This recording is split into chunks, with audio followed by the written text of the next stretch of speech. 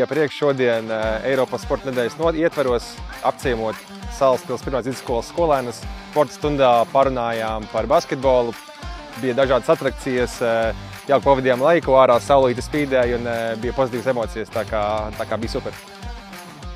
Man tas rada vislielāko gandarījumu par savu darbu, kad bērni pēc sporta nodarbībām un sporta pašās nodarbībās ir ar prieku un visu dara ar prieku, tāpēc es tās sporta stundas mēģinu tā arī plānot, lai būtu interesantas.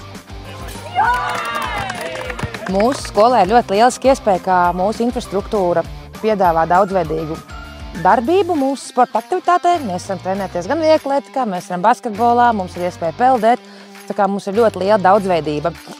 Man liekas, ka mums tas ir dabīgi izdevies sportu sasaistīt un pierādīt, cik tas ir forši kustēties.